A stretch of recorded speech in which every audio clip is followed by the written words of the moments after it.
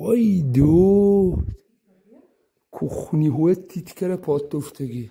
از روی نقل یک ساکن دهه پانغاز ناحیه اشت در این نوار یک یا یکچند شخصان نامعلوم به حوله وارد شده همه اشیای خانه ها را تگرو کرده است و به حجم تقریبا 30,000 سامانی قسمی از طلا و دارایی ها را همراه برده است. حادثه اولی ماه مارت امسال به وقوع پیوسته است. صاحب ملک آن چند سال به این سو در روسیه کار و فعالیت میکند و در صحبت تلفنی رخداد حادثه را تصدیق کرد. به این مانند در 3 محله دهه پانغاز دست کم در 5 حوله چنین حادثه روی داده است و به گفته ساکنان و مسئولان مقامات انتظامی اشخاص نامعلوم حتی چند روز در آن خانه ها زندگی کرده محصولات خوراکواری ذخیره شده را هم خوردند. صاحبان این منزل ها نیز در روسیه قرار دارند و این حالت ها آنها را نگران کرده است.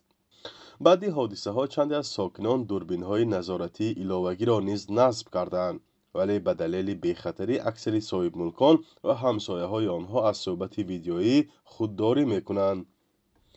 عیناً در آن شب و روز همچنین از داخل یک مغازه واقع در دهه بابادرخان جماعت پانغاز ناحیه اشت نیز حدود 300,000 سامانی مبلغ نقد گم شده است.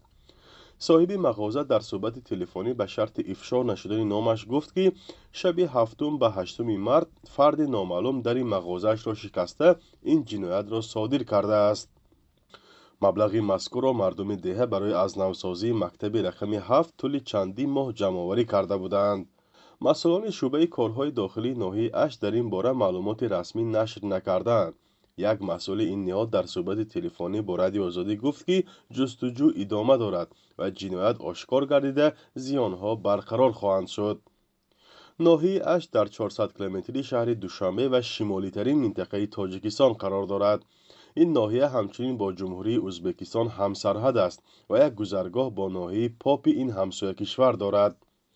قسم زیادی مردم محلی در مهاجرت مهنتی اساساً در فدراسیون روسیه هستند و از خانه و منزل خود که اکثراً بی آدم است نگرانند. فرزان محمدی، رادیو آزادی ناحیه اشت.